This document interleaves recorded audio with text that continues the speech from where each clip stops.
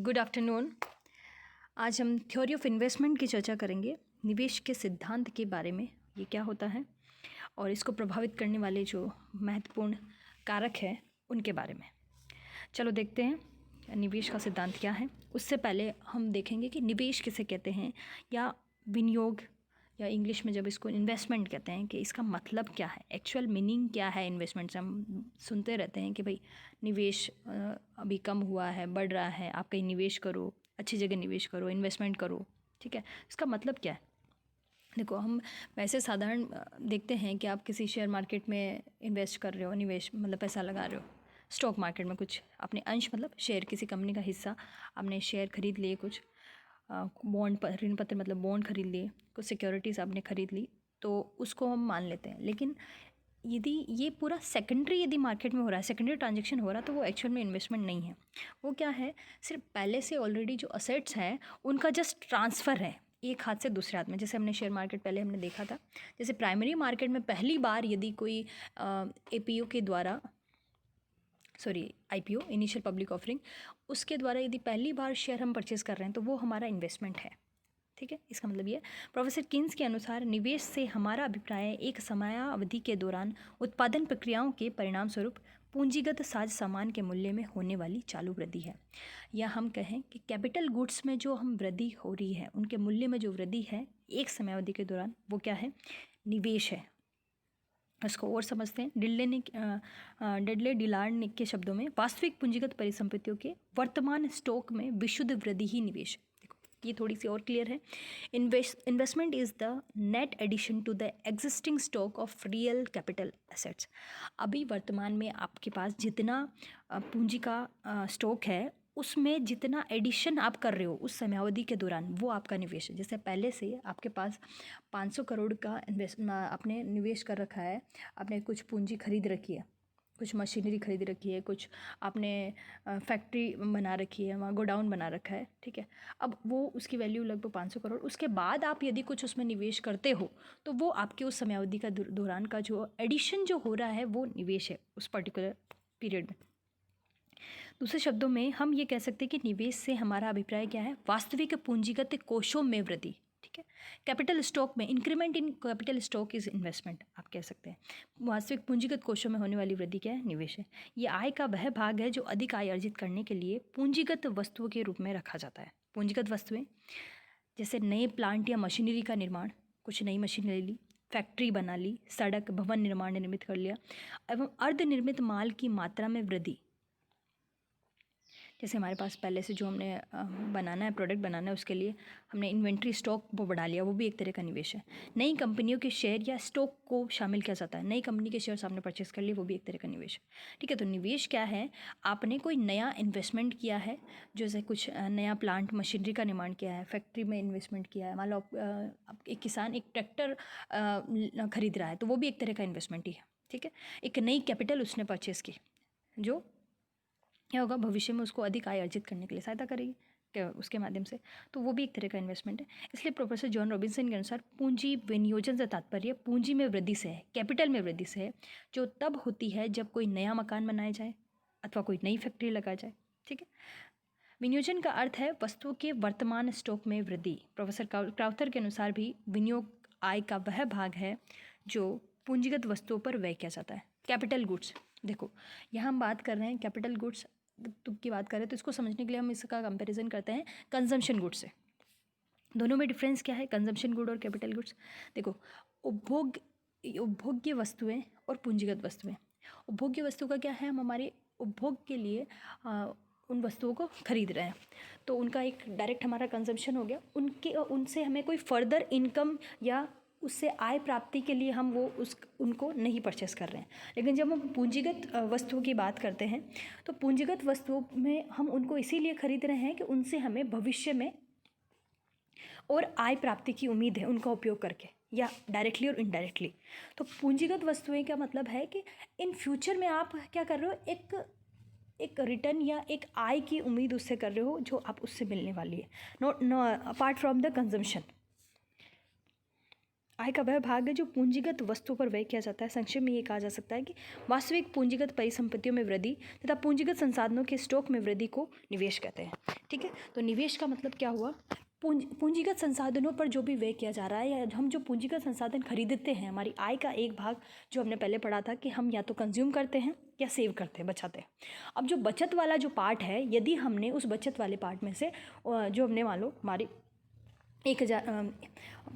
500 करोड़ की हमारे पास पूंजी है, उसमें से जो 200 करोड़ टोटल इकोनॉमी की बात करें, 200 करोड़ कंजम्पशन में खर्च हो गया, तो 300 करोड़ हमने कहीं फैक्ट्री बनाने में इन्वेस्ट किया, कहीं हॉस्पिटल बनाने में इन्वेस्ट किया, स्कूल बनाने में इन्वेस्ट किया है, कहीं सड़क, रेल, ट्रेल, ये सारा जो इन्वेस्टमेंट है वो हमारा क्या है? एक पूंजीगत इन्वेस्टमेंट में आएगा या पूंजीगत निवेश के अंदर माना जाएगा। ठीक है, अब निवेश या विनियोजन के प्रकार कौन से हैं? Type of investment. आपके छोटे छोटे 2 टॉपिक अभी आ जाते हैं 5 नंबर 2 नंबर में भी, कि स्वायत्त निवेश किसे कहते हैं, प्रेरित निवेश किसे कहते हैं। तो ये टाइप ऑफ इन्वेस्टमेंट, इसमें हम 2 प्रकार देखते हैं, स्वायत्त निवेश और प्रेरित निवेश। स्वायत्त निवेश जैसे नाम से पता चल रहा है, जो स्वतंत्र है, किसी पर निर्भर नहीं है, किसी पर, यहाँ पर मतलब है राष्ट्रीय आय से। ऑटोनोमस इन्वेस्टमेंट, स्वायत्त निवेश। स्वायत्त निवेश का अभिप्राय उस निवेश से है जो आय के स्तर से स्वतंत्र तथा आय बेलोच होता है। देखो क्या मतलब है आय बेलोच का, कि राष्ट्रीय आय के घटने या बढ़ने से या उसमें परिवर्तन होने से जिस निवेश की मात्रा पर कोई प्रभाव नहीं पड़ रहा है, वो ऑटोनोमस इन्वेस्टमेंट है। मतलब वो मैंडेटरी इन्वेस्टमेंट है, चाहे राष्ट्रीय आय हमारी कम हो बढ़े तो भी हमारा लगभग उतना इन्वेस्टमेंट होगा, उससे कोई फर्क नहीं पड़ रहा। वो प्रभावित होगा लेकिन किसी अन्य कारकों से। जैसे यदि जनसंख्या बढ़ गई तो हमें क्या होगा? और स्कूल्स बनाने पड़ेंगे, और हॉस्पिटल्स की आवश्यकता होगी, सड़क, रेल मार्ग, ट्रेन और ये सब, इन सब की और ज़्यादा आवश्यकता होगी, तो वहाँ निवेश होगा। श्रम शक्ति, ये है लेबर बढ़ी है तो उनके अकॉर्डिंग कैपिटल की ज़रूरत होगी। नए अनुसंधान या आविष्कार जो हो रहे हैं, इनोवेशन, अब जैसे एकदम से कोरोना की वजह से अब जैसे सरकार को एक नया इन्वेस्टमेंट प्लान करना पड़ेगा, तो मौसम, युद्ध, क्रांति या अन्य ऐसे कोई कारण हो गए जो अपार्ट फ्रॉम द हमारी नेशनल इनकम में वृद्धि के कारण, यदि हमें निवेश बढ़ाना पड़ा, सरकार को अभी एकदम से जो हेल्थ सेक्टर था वहाँ पर निवेश अपना बढ़ाना पड़ा था, तो वो राष्ट्रीय आय का वृद्धि से उसका कोई प्रभाव नहीं पड़ा था। तो ऐसा जो इन्वेस्टमेंट जो राष्ट्रीय आय में परिवर्तन से स्वतंत्र होता है, वो हमारा कौन सा निवेश कहलाएगा? स्वायत्त निवेश।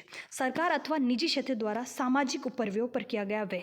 जैसे अब ऐसा व्यय कौन सा होता है? सोशल ओवरहेड्स, मतलब सामाजिक उपव्यय कौन कौन सा होता है? जैसे सड़क, सामाजिक यह मतलब है कि जो सबके लिए काम में आ रहा है, सड़क निर्माण, नहरों का निर्माण, बांध, स्कूल, चिकित्सालय, भवनों आदि परियोजनाओं पर जो सरकार व्यय कर रही है, या निजी क्षेत्र भी करते हैं बहुत सारे, तो ये जो निवेश होगा वो स्वायत्त निवेश कहा जाता है। ठीक है, मेनली इसका हम सरकार का ही है, लेकिन ठीक है, हम यहाँ पर ये बस इतना देख रहे हैं कि राष्ट्रीय आय हमने जैसे इस डायग्राम से देख रहे हैं, राष्ट्रीय आय हमने ओ एक्स एक्सिस पे लिया है राष्ट्रीय आय, और वाई पे निवेश। यहाँ पर इसके माध्यम से हमने जो आई कर्व दिखाया है, इसमें यही है कि यहाँ पर आय से ये क्या है? बेलोच है। आय से आप, हम इसको देखो ऐसे बनाया हुआ है, कई डायग्राम में आपको इस तरह से भी मिल सकता है ये, तो वो ठीक है, ऐसा हो सकता है। जैसे हमने इनकम को इधर ले लिया और निवेश को इधर ले लिया, तो ये इस तरह से भी बन सकता है कि इनकम कितनी भी बढ़ रही है, निवेश में कोई प्रभाव नहीं पड़ रहा है, तो ठीक है, वो कोई प्रॉब्लम नहीं है। वो इसलिए ज़रूरी होता है कि आप एक्स एक्सिस पे और वाई पे क्या शो कर रहे हो, उसके आधार पर आपका ये डायग्राम एक्सप्लेन होता है। तो यहाँ पर हमने इसके माध्यम से क्या बताया कि राष्ट्रीय आय में चाहे कितनी भी वृद्धि हो, हमारा जो स्वायत्त निवेश है उस पर कोई प्रभाव नहीं पड़ेगा। ये कब बढ़ेगा? मान लो जनसंख्या बढ़ गई या किसी ऐसी विशेष परिस्थितियों के कारण हमें निवेश यदि बढ़ाना पड़ा, जैसे अभी परिस्थितियों में, तो ये शिफ्ट होगा। अब देखो इसमें हमने ये बता दें कि आय के सभी स्तरों पर निवेश की मात्रा स्थिर बनी रहती है जब आय के अतिरिक्त अन्य बाह्य तत्वों, जैसे अन्य बाह्य तत्वों की हमने बात करी अभी, ये जनसंख्या, श्रम शक्ति, अनुसंधान, नव प्रवर्तन, मौसम, युद्ध इत्यादि में कुछ कारण, जैसे अभी ये हमारा कोरोना के कारण जो विपरीत परिस्थिति सामने, इसके कारण भी सरकार को इससे निपटने के लिए नया निवेश करना पड़ेगा। तो इस तरह के जो बाह्य तत्वों के कारण जो निवेश बढ़कर यदि उसमें परिवर्तन होता है, तो ये जो हमारा कर्व है वो क्या होगा?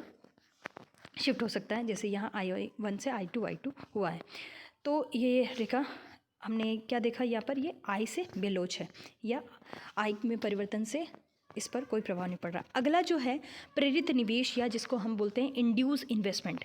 प्रेरित निवेश का अभिप्राय उस निवेश से है, देखो अब जस्ट अपोजिट उससे होगा जहाँ पर राष्ट्रीय आय से जिस पर कोई प्रभाव नहीं पड़ रहा था। प्रेरित निवेश वो है राष्ट्रीय आय के बढ़ने से जिस निवेश को मतलब प्रोत्साहन मिल रहा है।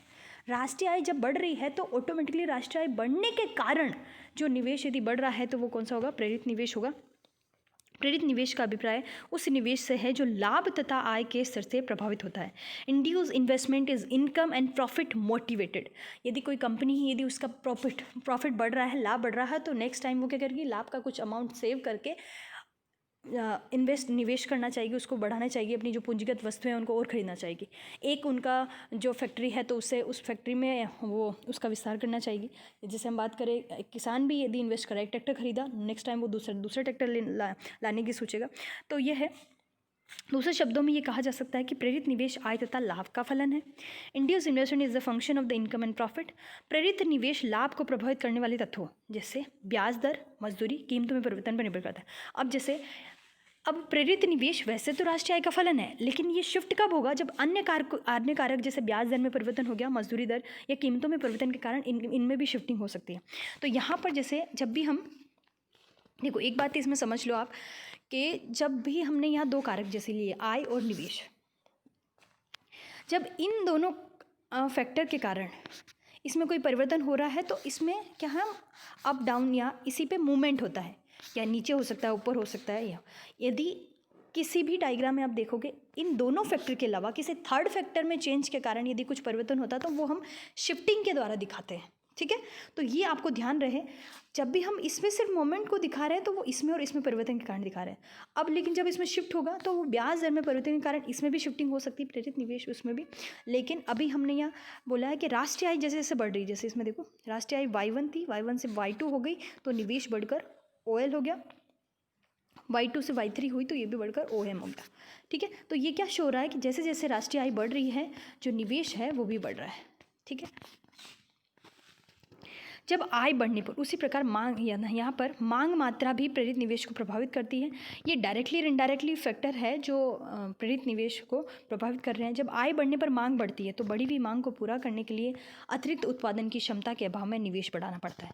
अब देखो, अब यहाँ पर प्रश्न उठता है कि आय बढ़ने से निवेश क्यों बढ़ रहा है। जैसे राष्ट्रीय आय बढ़ती है तो क्या होगा, लोगों की क्रय शक्ति क्षमता बढ़ेगी, क्रय शक्ति क्षमता बढ़ने की वजह से मांग बढ़ेगी, मांग बढ़ने की वजह से सभी वस्तुओं की उत्पादन क्षमता जो है, यदि पहले जितनी उत्पादन क्षमता है उसके अकॉर्डिंग यदि मांग ज़्यादा है तो क्या होगा, उत्पादन क्षमता बढ़ाने के लिए जहाँ पर पहले 5 मशीनें काम कर रही थी, अब 5 मशीनों की जगह जब डिमांड और हो रही है तो जो उद्यमी है वो क्या करेगा, 5 मशीन और लाएगा, मतलब नया निवेश करेगा, उसको बढ़ाना चाहेगा।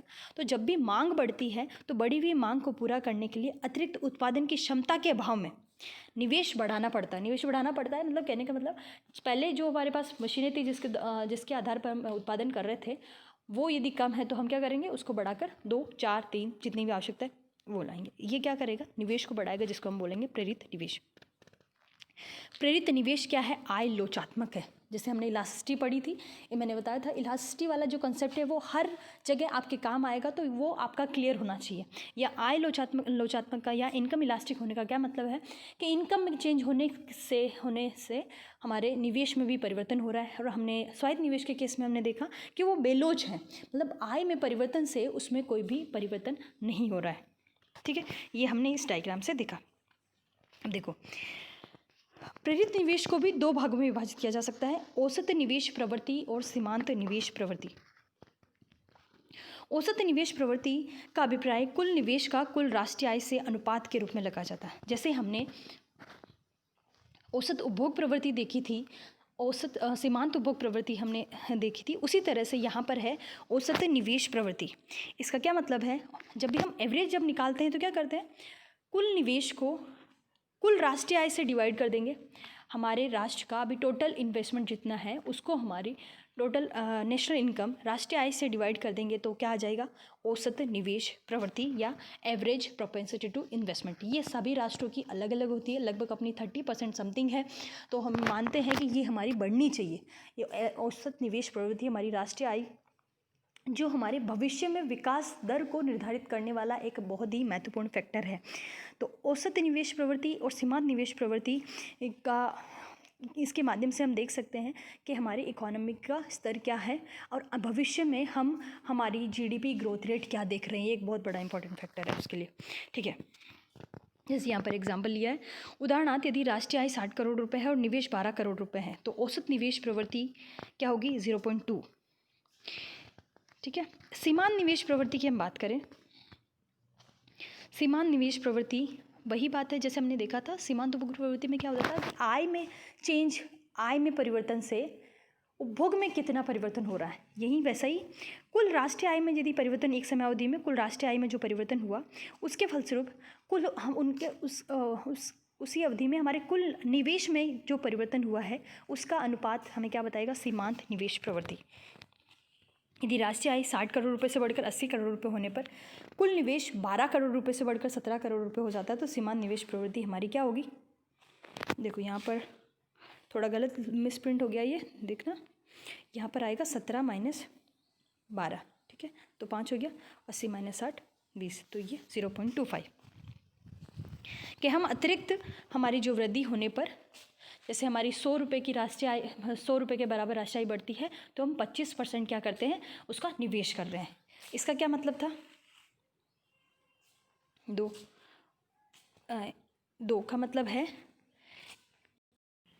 कि हम 20%, मान लो 100 रुपये में से हमारा जो 20 रुपये है वो निवेश पे खर्च हो रहा है, ठीक है। इसका मतलब ये है। और इसका ये है यदि हमारी इनकम 100 रुपये से बढ़कर 200 रुपये होती है तो हमारी जो निवेश होगा वो उसमें वृद्धि कितनी होगी? 25% की। अब ये तो हमारे जो मेन 2 फैक्टर है जो आपके सिलेबस में भी है, कुछ और भी इस आपके बुक में दिया हुआ तो थोड़ा बहुत हम देख सकते हैं। इसमें क्या है? सार्वजनिक निवेश नाम से पता चल रहा है सरकार के द्वारा जो किया गया निवेश, सरकार अथवा सरकारी संस्थाओं द्वारा अर्थव्यवस्था में किए गए निवेश को सार्वजनिक निवेश कहा जाता है। ये सार्वजनिक निवेश सड़कों, नहरों, स्कूलों, अस्पतालों, सार्वजनिक क्षेत्र के भवनों, उत्पादक उपक्रमों, रेलों और अन्य जन सुविधाओं आदि पर जो व्यय किया जा रहा है या अन्य विकास कार्यों पर जो व्यय किया जा रहा है सरकार के द्वारा, वो सारा जो निवेश होगा वो सार्वजनिक निवेश के अंतर्गत आएगा। ये सामाजिक कल्याण के उद्देश्य से ही किया जाता है, लाभ भगवान के उद्देश्य से। जो PSUs वगैरह हैं, कुछ कंपनियां हैं सरकार की भी, वो भी थोड़ा बहुत लाभ के उद्देश्य से भी करती है। मेनली ये सामाजिक कल्याण के उद्देश्य से होता है। अगला जो निजी निवेश है, निजी व्यक्तियों, प्राइवेट, हम और आप जैसे व्यक्तियों के द्वारा जो कोई निवेश किया जा रहा है वो निजी निवेश है। निजी निवेश प्राय ब्याज की दर और पूंजी की सीमांत उत्पादकता जैसे तत्वों पर निर्भर करता है। हम क्यों निवेश करते हैं, देखो ये हम नेक्स्ट लेक्चर में देखेंगे किस तरह से सीमांत उत्पादकता और ब्याज की दर निवेश को प्रभावित करती है। पूंजी की सीमांत उत्पादकता का मतलब है कि हमें उससे लाभ की कितनी उम्मीद है। ब्याज की दर एक तरह से लागत को बता रही है, तो जब हमें लाभ ज़्यादा मिलेगा तो हम निवेश ज़्यादा करना चाहेंगे। निजी निवेश तभी बढ़ेगा जब ब्याज की दर निजी और पूंजी की सीमांत उत्पादकता ऊंची होगी, ठीक है। निजी निवेश प्रेरित निवेश की श्रेणी में आता है, ठीक है, ये बात भी। ऐच्छिक और योजनाबद्ध निवेश, योजनाबद्ध मतलब प्लानिंग के थ्रू आप पहले कोई प्रॉपर प्लानिंग करके आप निवेश करो। जैसे हमारे 5 ईयर प्लान का सिस्टम था पहले, 5 ईयर प्लान तक चला, तो उसमें हम प्रॉपर 5 ईयर की प्लानिंग होती थी कि किस सेक्टर में कितना इन्वेस्टमेंट किया जाएगा। तो भावी मांग में वृद्धि या भावी कीमतों में वृद्धि की प्रत्याशाओं में ऊंचा लाभ अर्जित करने के उद्देश्य से किया गया उत्पादन क्षमता विस्तार निवेश अथवा उत्पादन लागतें घटाने, लाभ अर्जन क्षमता बढ़ाने सुनिश्चित नीति के अंतर्गत किया गया निवेश ऐच्छिक या योजनाबद्ध निवेश कहा जाता है। देखो फ्यूचर में जो निवेशक होते हैं, चाहे निजी हो या सरकारी हो, सरकारी निवेश कर रही है तो फ्यूचर में उनकी प्रत्याशित लाभ की क्या उम्मीद है। या जैसे फॉर एग्जांपल हम देखें कि अब आप जैसे गर्मी आने वाली है तो क्या होगा, कूलर, फ्रिज, इन सब की डिमांड बढ़ेगी। तो उनको देखते हुए प्रॉपर प्लानिंग के थ्रू अभी जो निवेशक है, जो इस तरह की जिनके पास फैक्ट्री है, प्रॉपर उनका प्लांट है, वो क्या करेंगे, अभी से इसका प्रोडक्शन स्टार्ट करेंगे, उसमें निवेश स्टार्ट कर देंगे। तो प्रॉपर प्लानिंग के थ्रू अपना निवेश बढ़ाते हैं और वो हर साल देखते हैं कि इस साल किस तरह से हो सकता है, मतलब पहले की तुलना में ज़्यादा निवेश करने की आवश्यकता है, कम करने की आवश्यकता है। वो अपनी प्रीवियस ईयर की जो उनकी जो सेलिंग है उसके आधार पर देख के वो अनुमान लगाते हैं और आने वाले टाइम को और according to the economic situation an environmental situation, उनको देखते हुए पूरी प्लानिंग के थ्रू यदि कर रहे हैं तो वो आपका योजनाबद्ध निवेश होगा। अब अनैच्छिक क्या है, कभी कभी हमें बिना किसी प्लानिंग के निवेश करना पड़ता है, कोई भी अप्रत्याशित कारण आ गए, अब कभी कभी मांग में अप्रत्याशित कमी के कारण बाजार अवरुद्ध हो, हड़ताल हो गई, बंद, युद्ध, प्रतिबंध, अब जैसे कोविड-19 जैसी सिचुएशन आ गई। अब हमें ऐसी सिचुएशन में बिना कुछ सोचे, बिना किसी प्लानिंग के जब कोई निवेश करना पड़े, माल का अनावश्यक स्टॉक जमा हो जाता है, तो अब देखो हमने एक इसमें एक चीज़ है, इन्वेंट्री को भी निवेश माना जाता है। इन्वेंट्री मतलब हमने मान लो कोई सामान बनाया है तो उसका स्टॉक जो अपने पास है, उस स्टॉक में यदि वृद्धि हो रही है, जो सेल होने से सेल भी नहीं हुआ लेकिन बन के तैयार हो गया, और उनके पास जो जो स्टॉक था, इन्वेंट्री था, उसमें यदि वृद्धि होती जा रही है, माल का अनावश्यक स्टॉक जमा हो जाता है, तो वो भी क्या है, इन्वेंट्री में वृद्धि होना भी एक तरह के निवेश है, वो भी अनैच्छिक है, अनियोजित है, मतलब बिना प्लानिंग के। एक तो आप प्लानिंग के थ्रू कर रहे हैं कि इन फ्यूचर में डिमांड बढ़ने वाली है तो हम अभी से स्टॉक करके रख लें, तो वो प्लानिंग से हो गया। एक बिना प्लानिंग के किसी कारणवश आपका वो स्टॉक बढ़ रहा है क्योंकि सेल नहीं हो पा रहा, बिक्री नहीं हो पा रही, इस कारण से, तो वो अनियोजित निवेश हो गया। अगला है सकल निवेश और विशुद्ध निवेश। ये थोड़ा इंपॉर्टेंट है, इसको देखो। इसमें क्या अंतर है दोनों में? किसी देश में एक निश्चित अवधि में किए गए समस्त पूंजीगत व्यय के जोड़ को सकल निवेश कहा जाता है। एक देश, एक निश्चित अवधि, एक पर्टिकुलर टाइम पीरियड हम बात करते हैं, एक हमने टेरिटरी देख ली, देश में जितनी भी पूंजीगत व्यय हुआ है, मतलब कैपिटल व्यय, कंजम्पशन एक्सपेंडिचर के अलावा जितना आपका एक्सपेंडिचर हुआ है पूंजीगत या कैपिटल वस्तुओं को खरीदने में निवेश के पर्पज से, तो वो क्या है, आपका सकल निवेश है, ग्रॉस इन्वेस्टमेंट है। प्राय वर्ष के दौरान कुल पूंजीगत परिसंपत्तियों में जो भी हमारे कैपिटल असेट्स है उनमें होने वाली वृद्धि के बराबर होगा। अब सकल निवेश में से अब होता क्या है, जब भी हम निवेश करते हैं तो हर साल इसमें कुछ वेयर एंड टियर कॉस्ट आती है, इनके मूल्य में मतलब मूल्य में कमी हो जाती है गिरावट के कारण, उनका डेली उनका जो वर्किंग हो रहा है उसकी वजह से क्या होती है, जो हमारी परिसंपत्तियाँ हैं उनकी वैल्यू घटती है।